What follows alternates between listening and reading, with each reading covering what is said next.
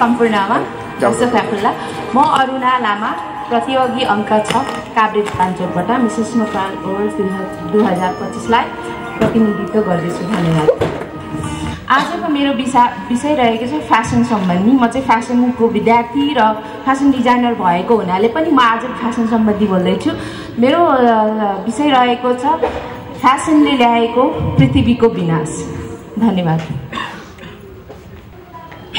Fashion भन्ने बित्तिकै हामी सबैलाई मनपर्ने विषय हो। रङ्गी-चङ्गी कपडा पहिरेर हिँड्नु, राम्रो बनेर हिँड्नु सबैलाई मनपर्छ, मलाई पनि मनपर्छ। तर फ्यासनले हामीलाई, हाम्रो पृथ्वी र हामीले फेरिरहेको सासमा के, हाम्रो पृथ्वीले के मूल्य चुकाइरहेको छ भन्ने हामी कसैलाई पनि थाहा छैन। तर यो फ्यासन सम्बन्धी फास्ट फ्यासन सम्बन्धी कुराहरू त बाहिरी रूपमा धेरै पनि आइसकेको छ। तर नेपालमा नेपालमा अहिले पनि यो धेरै नै भित्री रूपमा मात्रै छ। म चाहिँ आज यो विषयमा किन बोल्न चाहिरहेको छु भने फास्ट फ्यासनले प्रत्येक वर्ष अहिले 92 मिलियन टन कपडाहरू, वेस्टेड कपडाहरू उत्पादन भएर चिलेको आर्टिकामा भन्ने ठाउँमा स्पेसबाट पनि देखिन थालिरहेको छ। त्यसले गरेर यो जस्तो कपडा बनाउने फ्याक्ट्रीहरूले उत्पादन गरेका रङहरू नदीमा मिसिएर हामीले खाने पानी, हामीले प्रयोग गर्ने कपडाहरूको पानीले हामीलाई दिन प्रतिदिन दूषित बनाइरहेको छ। हामीले लिने सासहरू प्रत्येक सेकेन्ड अरबौं ट्रकहरू कपडाहरू जलिरहेका छन्, फ्याँकिरहेका छन् पृथ्वीमा। त्यो जलेर हामीले त्यहीँबाट आउने सासहरूले पनि हामीलाई सासमा पनि प्रदूषण आइरहेको छ। त्यसले पृथ्वी भनेको हाम्रो घर हो। जब घर नै स्वच्छ छैन भने हामी स्वच्छ हुन सक्छौँ त? त्यसैले म भन्छु फास्ट फ्यासनलाई हामी फलो नगरौँ, कम किनौँ, गुणस्तरीय किनौँ, सचेत भएर किनौँ, रियुज गरौँ। मैले पनि यो रियुज गरेर नै जिन्सहरूलाई रियुज गरेर नै कपडाहरू बनाइरहेकी छु।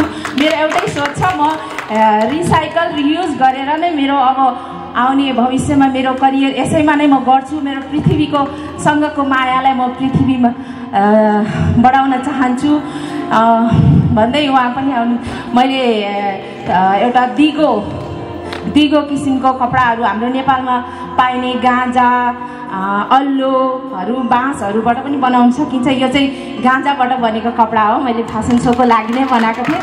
यो चाहिँ मैले सबै पुरानो जिन्सहरू प्रयोग गरेर बनाएको कपडा हो र यसमा नै मैले चाहिँ भविष्य बनाउँछु भनेर सोचिरहेको छु। र सम्पूर्णमा म चाहन्छु सोचेर सम्झेर धेरै किनेर मात्रै, राम्रो भएर मात्रै एउटा लुगालाई दोस्रोचोटि प्रयोग गर्न सकिँदैन भन्ने हुँदैन। आजकल सोसल मिडियाको कारणले पनि धेरैले देखाउनका लागि मात्रै भए पनि नयाँ नयाँ कपडा किनिरहेका हुन्छन्। तर धेरै हामीले आफ्नो बारेमा मात्र होइन, पृथ्वीको बारेमा, हामी बाँच्नको लागि सास लिने बारेमा पनि सोचेर थोरै किनौँ, गुणस्तरीय किनौँ, सचेत भएर किनौँ भनेर म भन्न चाहन्छु। धन्यवाद। नमस्ते, म अरुणा लामा प्रतियोगी अङ्क 6 काभ्रे पलाञ्चोकलाई प्रतिनिधित्व गर्दछु।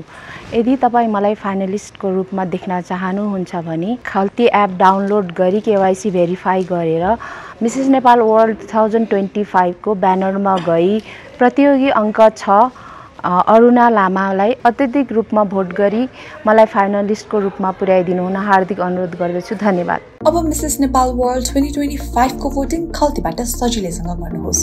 भोट गर्नको लागि खल्ती एपको होम स्क्रिनमा रहेको इन्टरटेनमेन्ट एन्ड लाइफस्टाइल सेक्सनबाट भोटिङ आइकनमा ट्याप गर्नुहोस्। अब सोही इभेन्टको ब्यानर छनौट गरी भोट नाउमा ट्याप गर्नुहोस्।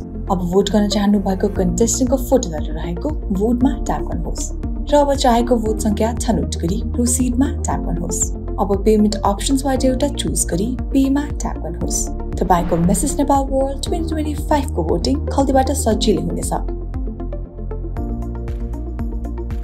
विश्वको कुनै पनि कुनामा बसेर अब मिसेस नेपाल वर्ल्ड 2025 को इन्टरनेसनल भोटिङ खल्तीबाट सजिलैसँग गर्नुहोस्। भोट गर्नको लागि खल्ती.com वेबसाइटमा जानुहोस्। त्यसपछि भोट ग्लोबली ब्यानरमा क्लिक गर्नुहोस्। अब सोही इभेन्टको ब्यानरमा गई भोटमा क्लिक गर्नुहोस्। अब भोट गर्न चाहनु भएको कन्टेस्टेन्टको फोटो रहेको भोटमा क्लिक गर्नुहोस् र अब चाहेको भोट संख्या छनौट गरी मागिएको विवरणहरू जस्तै नाम र इमेल एड्रेस राखी सबमिटमा ट्याप गर्नुहोस्। त्यसपछि पे विथ कार्डमा क्लिक गर्नुहोस्। तपाई कार्डको पेमेन्ट पोर्टलमा पुग्नुहुनेछ। त्यहाँ आफ्नो भिसा वा मास्टर कार्डको जानकारी भरी पेमा क्लिक गर्नुहोस्। तपाईको मिसेस नेपाल वर्ल्ड 2025 को इन्टरनेशनल भोटिङ खल्तीबाट सफल हुनेछ। आफूले चाहनुभएको कन्टेस्टेन्टलाई धेरैभन्दा धेरै भोट गर्नुहोला।